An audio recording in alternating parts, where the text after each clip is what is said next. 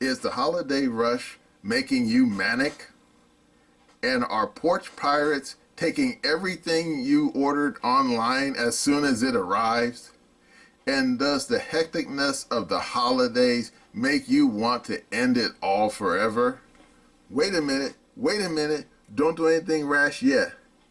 Essay here, and when I'm not on the computer, sounding like a complete doofus, I'm also a published author, and I got a deal for you. Sit down and relax with Glitch, a precarious duo, and its sequel, Glitch, The Future is Unwritten. This American book series combines literary fiction and crime thriller to keep you entertained for hours. And it's on sale now, not 10, not 20, but 50% off. It's available on Kindle and paperback. The links are below in description. And unlike other Christmas gifts, you don't have to worry about porch pilots stealing it off your device. And you can order it as soon as you put your Christmas cookies in the oven. But don't take too long because the sale's only good for the end of the year. And I'm not some one-hit wonder. I have other books coming down the pike. So if nothing unexpected happens to me, I command that you shoot me now.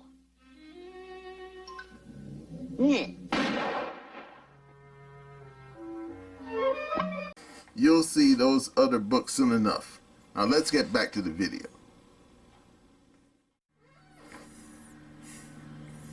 Hello again. Essay here.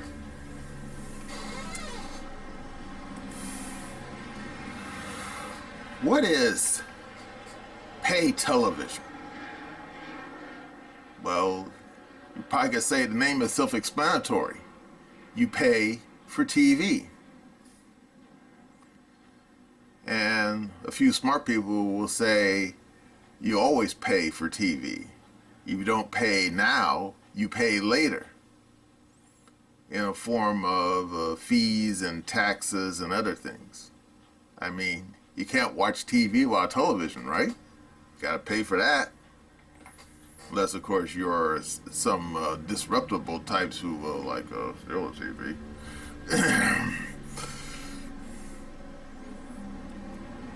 But pay TV is not a new phenomenon.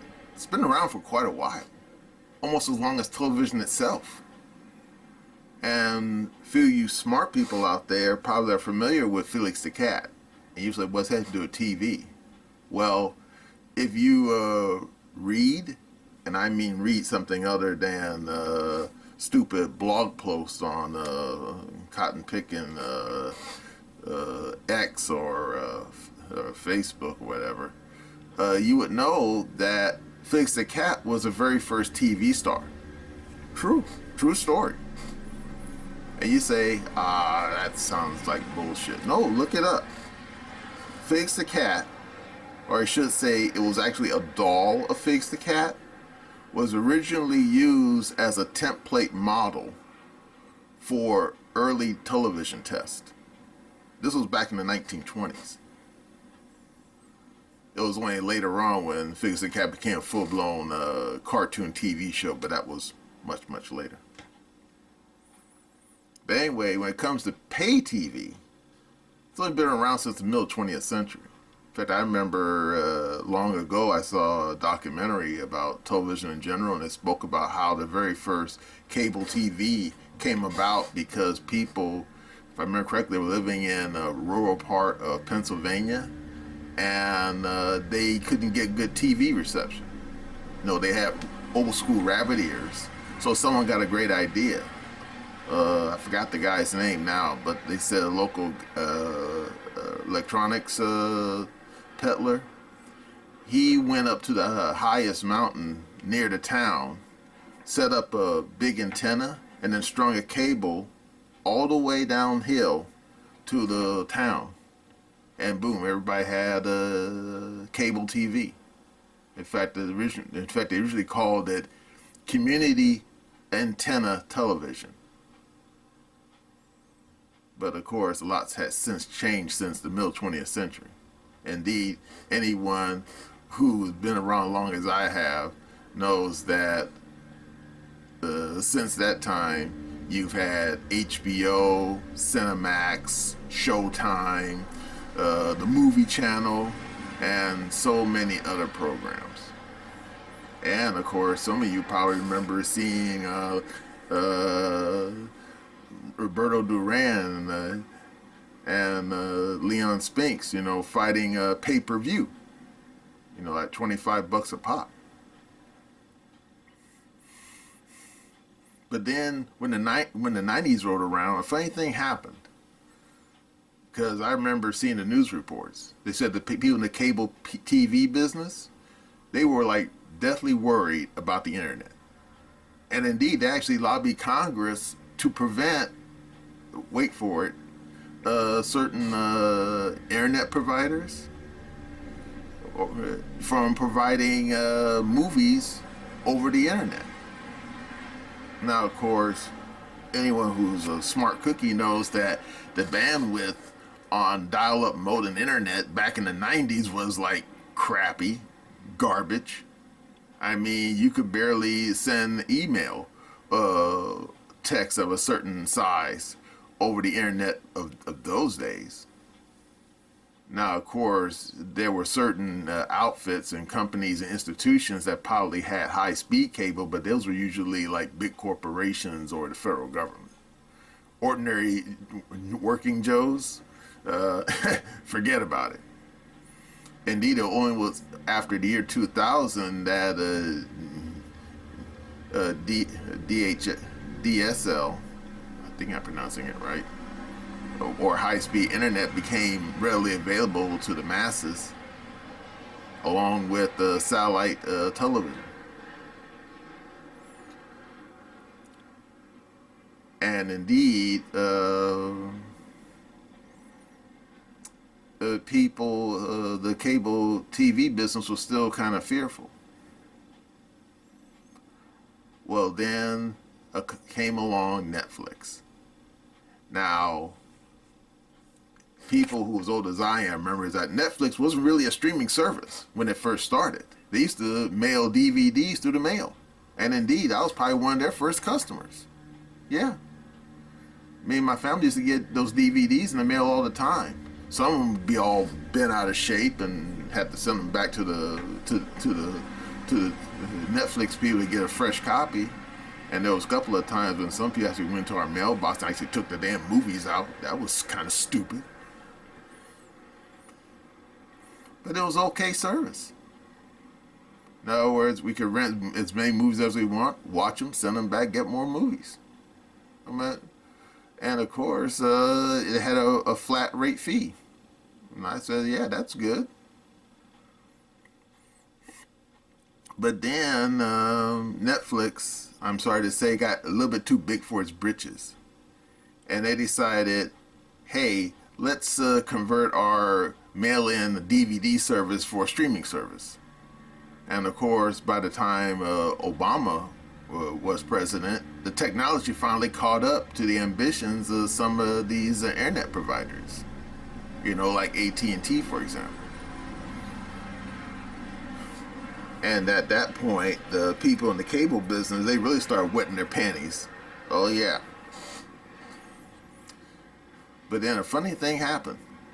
Initially, Netflix tried to switch over to a streaming service, but then people, such as myself, we said, no, hell no, we won't go. In fact, you can probably remember there was a brief period when they had something called Whistler or Twizzler or something like that. It was something weird. That was supposed to have been that they were going to spin off the DVD service to and then keep the brand name to be the streaming service. But enough people protested, so it didn't happen at first. But then, like the weird complexion on the damn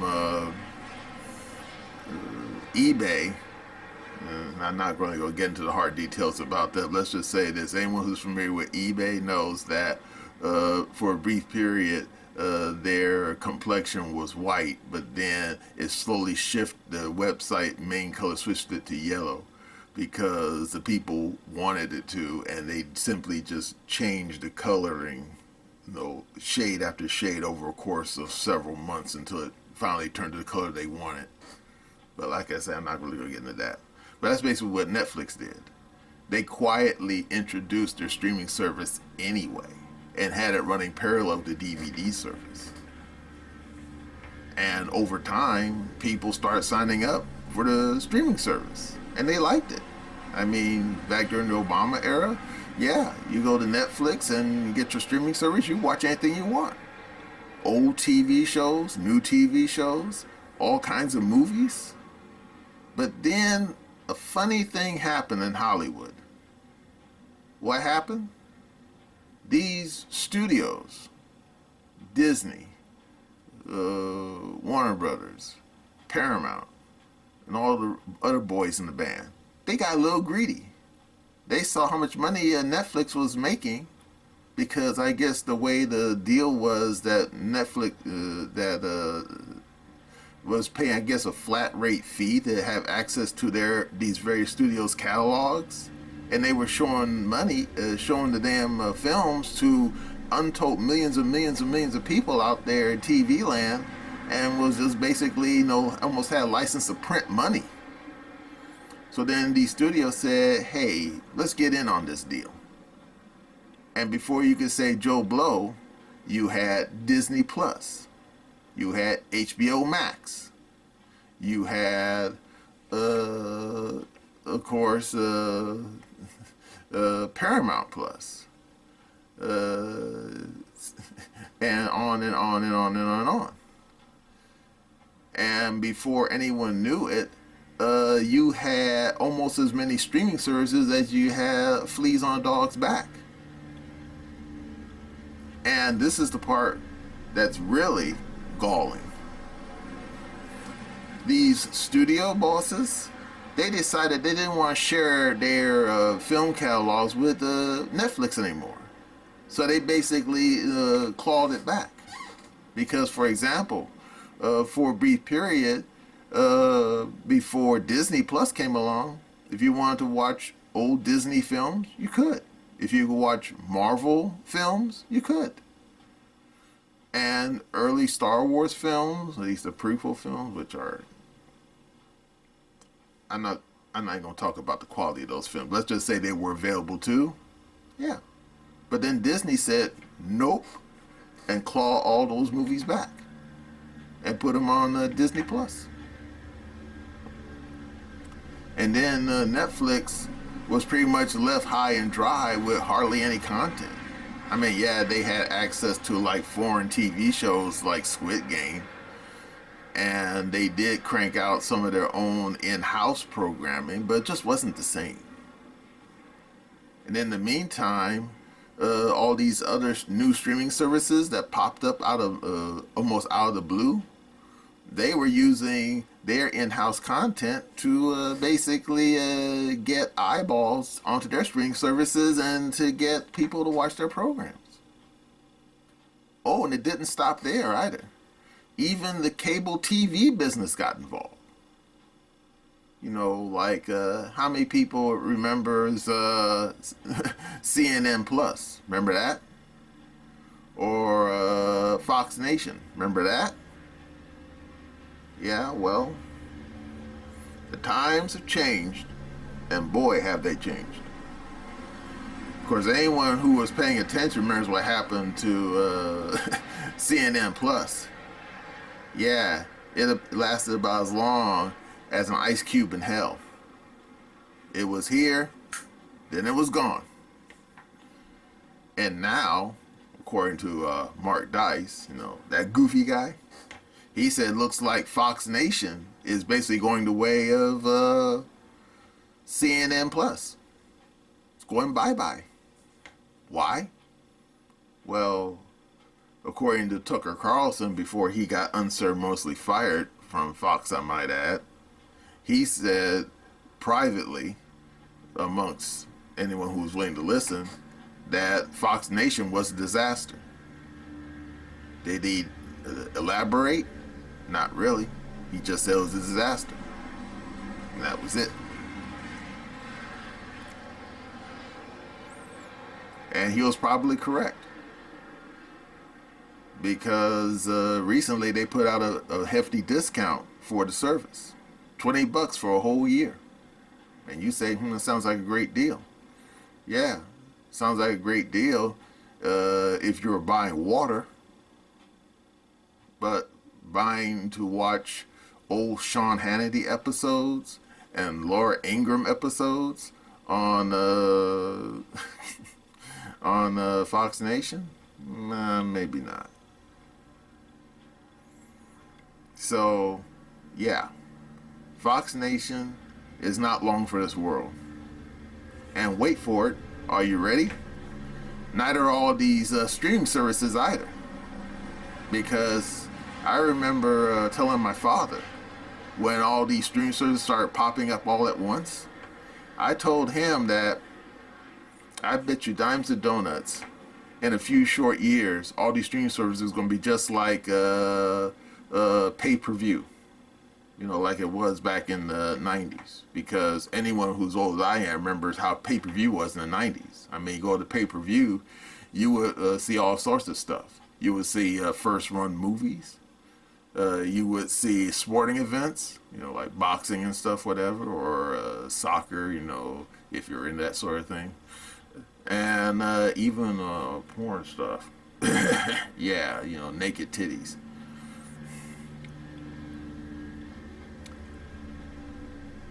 And indeed, during the 90s, there was a lot of consolidation. Because I remember they used to have various, cable, providers, like Cox Cable and Continental Cable and Media One Cable. And then, as sure as shit stinks, all those little cable operators, you know, that were operating in various areas and zip codes, slowly got gobbled up by bigger cable distributors. And indeed, here in California, a lot of the cable distributors that were here, as far back as 1970s, all eventually got gobbled up by Time Warner. Yeah, if you want to get cable nowadays, which is still available in my zip code, you gotta go to Time Warner. They're the only game in town because they gobbled up all the other smaller cable providers that used to be in this area.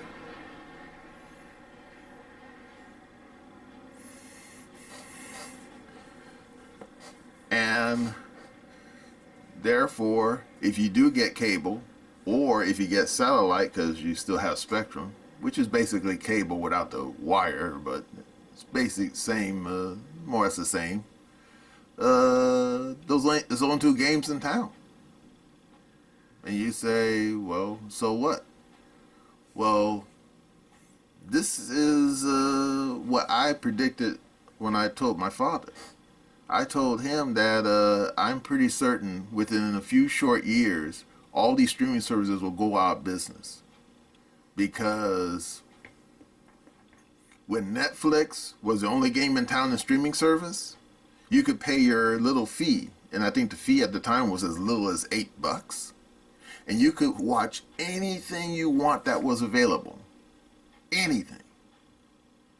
But when these other streaming services popped up and they basically diffused the various programming that was available, some people who used to get Netflix ended up having to sign up for Paramount Plus, had to sign up for Hulu, had to sign up for HBO Max and Disney Plus and a few others in between, because they wanted to watch the same shows they always watched when they only just went to one streaming service, which was Netflix. But then when it got completely diffused, not only did these poor schmucks had to sit there and dole out money to each of these various streaming services to see all the programs they always wanted to watch, or should they used to watch when they were just watching Netflix, but they had to pay more money. And indeed, that was one of the problems with cable. Because anyone who's old as I am remembers that when you sign up for cable, you just weren't signing up for cable. Because you had the original, what they called basic cable. You know, like A&E or the Home Shopping Network, you know, garbage like that. And then if you wanted to get premium channels like HBO and Cinemax, you had to pay a little more. And then if you wanted to get access to pay-per-view, they had to pay a little more on top of that. And believe me, back during the 90s and early 2000s, getting those premium channels wasn't cheap. Indeed, you could easily pay over $100 if you wanted to get everything. And indeed, I remember our next door neighbor, Mr. Mingo. That's what happened to him. Because he thought the prices were getting a little bit too high with the Time Warner after they took over the local cable distributor. So he signed up with Spectrum. And before you could say holy dog shit, his cable, or I should say satellite bill, it was just as bad as when he was at Time Warner. And he said so. Because he said that, I forgot how much he said he was paying with Time Warner, it was over $100. And then he said that when the so-called, they had some kind of discount, like temporary discount free deal, some kind of deal going on with Spectrum for new time subscribers. When that discount ran out, his streaming service, with with the damn company went up, and he complained to us that he was paying almost $150. And he said that was actually more than who he was paying with damn the Time Warner. Talk about getting snookered. And indeed, that's what's happening right now. People are paying well over $100 to sign up for multiple streaming services to watch all the programs they were regularly watching when it was just signed up for damn Netflix. And guess what? People are deciding, you know what? I don't want to pay all this money for all these streaming services. And little by little, people are basically proverbially cutting the cord. So it's not a cord, they're basically, deactivating their services now. One by one by one by one. And now, all these streaming services that a few short years ago had popped up trying to get in on the damn money train that Netflix was making are now, they're finding it hard to keep the lights on. I mean, anyone's been paying attention to what's been going on at Disney Plus can tell you right away. Disney Plus has been bleeding customers like a damn a bull who just went 10 rounds with a toreador and ended up on the losing side. And is Disney Plus about to go off into the sunset? Maybe. Because anyone knows what's going on with Disney and their bottom line, they've been bleeding money for a while. And the fact that they've been losing customers left, right, and center, yeah. Disney Plus is probably not going to be around in a few short years. So then what's going to happen to all the damn programs that used to be on Netflix? I don't know. Because I think the Disney Channel, the old cable channel, I think it still exists. So they might push all the programming on there. Maybe, I don't know. But I said this was going to happen. These greedy businessmen in the entertainment industry were simply grasping at too few customers, and it just wasn't going to basically support the infrastructure that they were spending to create these streaming services. It just wasn't going to happen. The money just wasn't there. The customer base just wasn't there. I mean, yeah, when everyone was going to Netflix, it was, in other words, you had basically a core audience, a group of people. How many people? I really couldn't say. Maybe 100 million people on at least maybe 2 continents, because I think Netflix is available outside of North America. Though I don't know how many people in Europe or Latin America. I don't think Netflix is available in East Asia. So are basically signed up for Netflix. Probably not that many. But the lion's share of those customers are primarily in North America. And all those damn customers, like I said, you had it's almost like the cell phone industry. You have a core group of people who use cell phones. And I remember someone said a long time ago, the funny thing about cell phones is that the customer base is finite. The people who want cell phones have them, and the people who don't want cell phones don't have them. And that's it. And the same thing with streaming services. The people who want streaming services have it, and the people who don't want it don't have it. And I think that's what these damn corporations found out the hard way. That when they basically broke up the market, they found out that the number of people who actually want to sign up for Paramount Plus or want to sign up for HBO Max wasn't as big as they thought it was. Indeed, how many people do you think actually paid money to Amazon Prime, for example, to watch that ridiculous BS version of Lord of the Rings? I think it was called Rings of Power or whatever, or as Jennifer the Corwin called it, the ring-a-ding ding-dong of the power or whatever. We expect Jennifer the Corwin, he can be silly sometimes. Probably not as many as you think.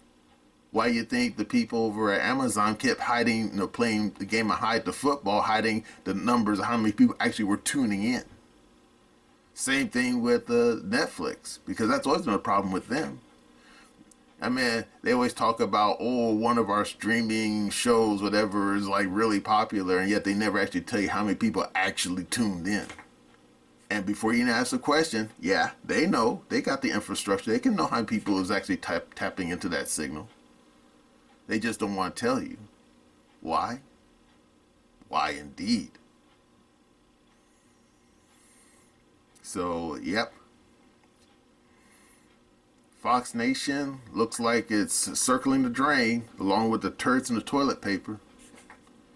Oh, and Disney Plus is not far behind them. Only question is who's next? Is it going to be Paramount Plus, HBO Max, Hulu perhaps, or what's that other one? MGM Plus?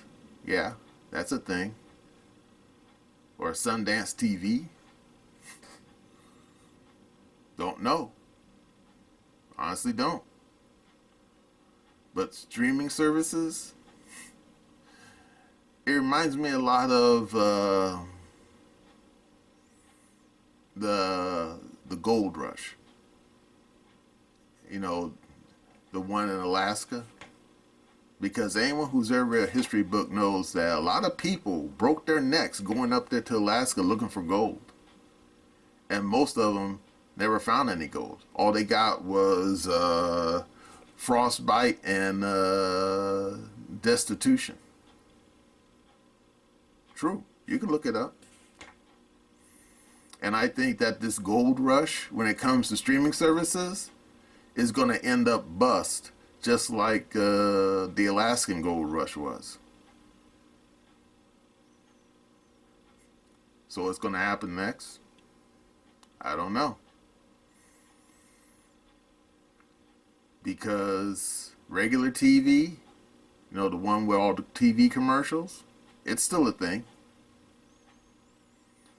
And right now, if you go on CBS on Sundays at 8 o'clock, you're going to see on there?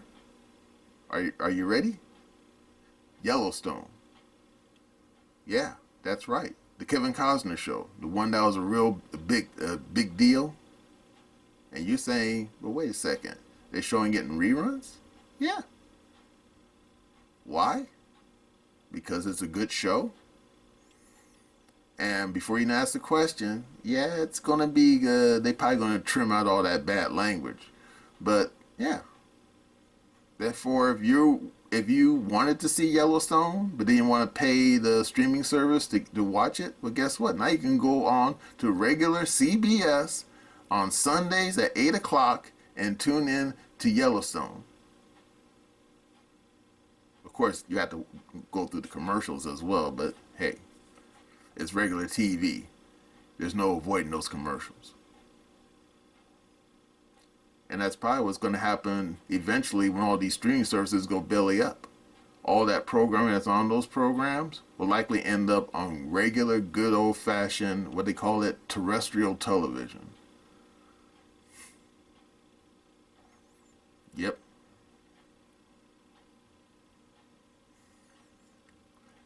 And in the meantime, what will happen to Netflix? I think they'll probably muddle along as they always have, with a smaller customer base and a smaller repertoire of programming. But yeah, I think they'll just muddle along.